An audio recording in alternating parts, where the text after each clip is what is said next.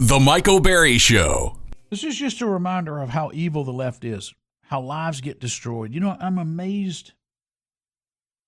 Over the years, I would reach out to Joe Horn.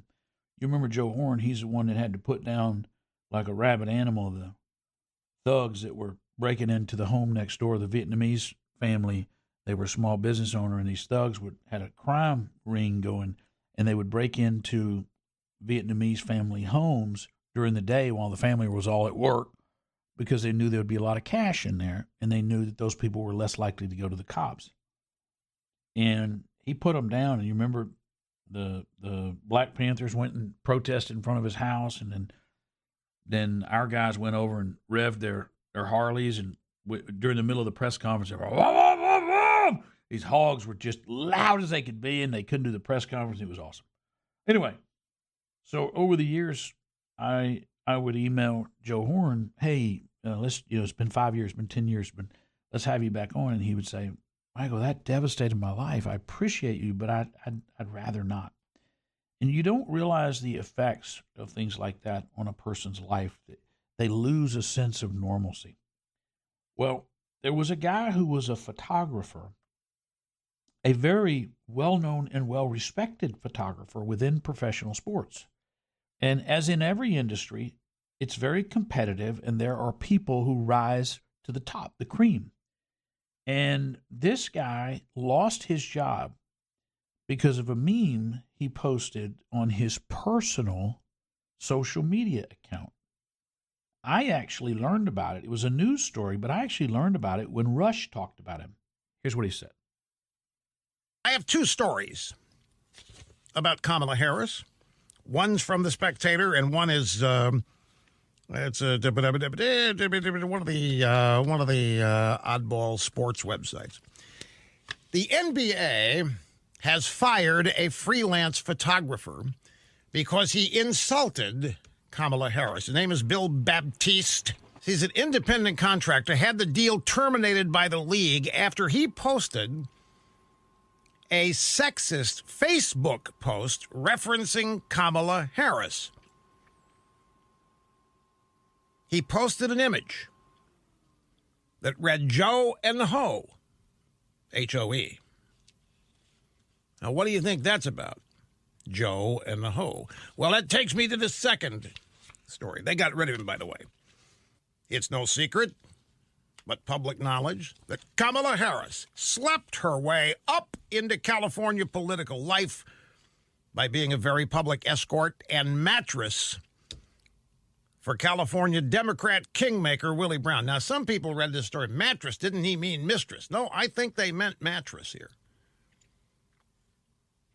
I think Dove Fisher is the author of the story. So we have two different stories here that are trading off the known fact that she was Willie Brown's mattress. That is where that story came to be. Willie Brown, who was the mayor, went on to be the Speaker of the California House, powerful broker, insider, deal maker, very corrupt. And his mistress, side piece, was Kamala Harris. Kamala Harris's relationship as a hoe, as the term is frequently used, was very, very well known. Very well known. So it's not like you're criticizing the pristine image of Mother Teresa. God forbid I just had a visual.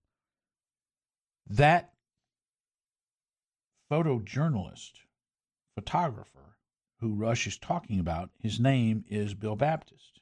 And he lost the job that was his dream. He was, can you imagine if you were a sports nut and you're the photographer down there on all the angles, catching when you get a front row seat to everything, better than a front row seat. Bill Baptiste is our guest. Welcome to the program, good sir. Good morning. I believe it's welcome back, because I think you came on shortly after that. Yes, I did. And that's been, 5 years now? Yes, actually, yes. And does it feel like it's been that long, or does it feel like Time it was flies. yesterday? No, it kind of feels like it was, maybe a couple of years ago. But, yeah, 5 years. It's been a long time. How did it feel listening to Rush tell your story?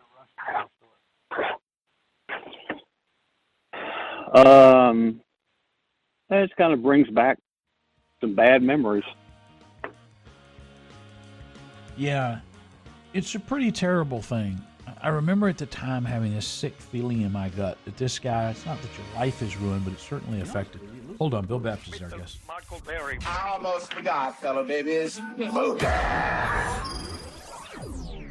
Bill Baptist is our guest. Do you say Baptist or Baptiste? Baptiste. Oh, I like Baptiste better anyway. Is there an E on the end? No, it's not. But it's Kunas. Yeah.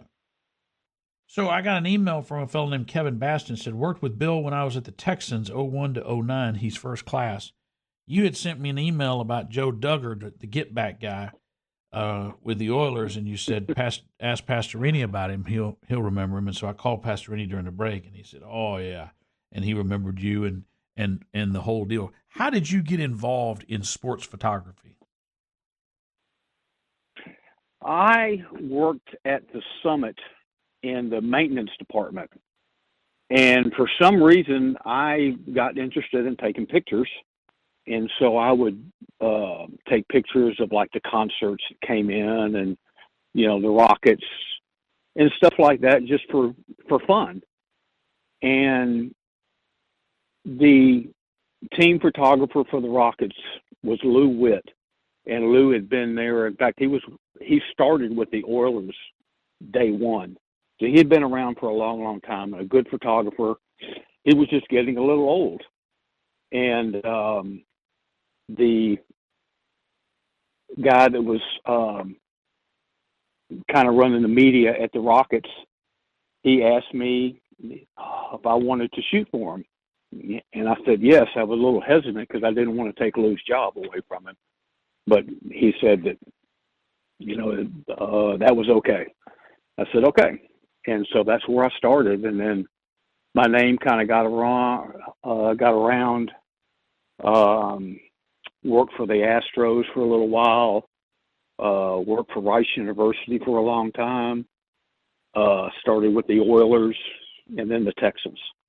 So kind of did everybody at one time. Was there any money to be made in it? Yeah. I did good. It was a lot of work. Back then you didn't get a lot of money, but it was fine. I was single and, did well. Did you ever come across an Oilers photographer named Mark Burns? Oh yeah. Mark's a buddy of mine. Yeah, absolutely. He burned out on photography and got into wine really big, and he was repping boutique, small batch French wines, and then rose to kind of the top of that field. And then he got hardcore, but then he went back to photography, but now he started doing nature stuff. And his big break was President Bush and Jim McGrath, President Bush's speechwriter, commissioned him on a big national project. I think it was through the Bush Library to go photograph every national park. Ramon, you don't know how many national parks we have. There's a lot of national parks. And he did an exhibit that was just mind-blowingly gorgeous. It's just the natural beauty of these parks in the winter, in the spring when the leaves would change, and in the summer, the wildlife. It's just an incredible project. And then he got into movies, and he's the one that made this movie about the Phillips boys. So it was Bum, and then Bum's son of Bum, Wade, and then Wade's son, Wes, who's still in the league today. And I think it won something at South by Southwest. The movie's just kind of making its way, bubbling up right now. Let's talk about what happened. So you posted a meme, Joe and the Hoe, and how did you find out that had caught some attention? I was in Florida shooting in the bubble for the NBA. And so after that game, I think I had posted that before the game or halftime or something. I think it was before the game. I was waiting for the second game to start. And so I posted it. And then when I got out of the arena, once that second game was over, my phone was just blowing up. And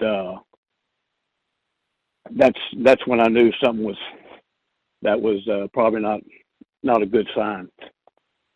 But the NBA called me that next morning and said that they want to talk about the game last night and kind of go over something. I knew something was up. So when they called, they kind of basically said that we know that you have freedom of speech, but the players are talking, and so we have an airfare ticket for you to go back to Houston. Oh, and that was it.